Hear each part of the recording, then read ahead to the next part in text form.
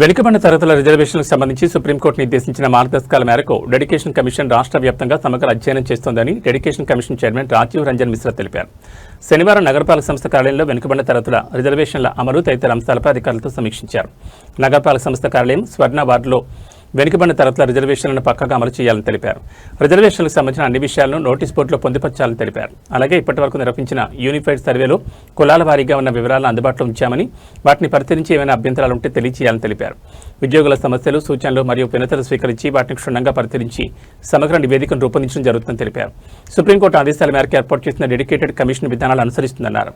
వాస్తవాధారాలతో కూడిన సమాచారం సేకరించేందుకు జిల్లా, మండల, మున్సిపాలిటీ స్థాయిలో విస్తృత పర్యటనలు కమిషన్ నిర్వహిస్తుందని తెలిపారు. వివిధ కుల సంఘాలు, సామాజిక వర్గాలతో ప్రత్యేకంగా సమావేశమై వారి సామాజిక, ఆర్థిక సమస్యలు, కుల ధృవీకరణ పత్రాలకు సంబంధించిన ఇబ్బందులు తదితర అంశాలపై అభిప్రాయాన్ని సేకరిస్తున్నామని తెలిపారు. తుది నివేదికను రాష్ట్ర ప్రభుత్వానికి అందజేస్తామని తెలిపారు. ఈ సమీక్షా సమావేశంలో deputy commissioner Amarayya, superintendent engineer Shyam Sundar, revenue అధికారులు సేతు మాధవ్, రవి, మేనేజర్ హసీం తదితరులు పాల్గొన్నారు.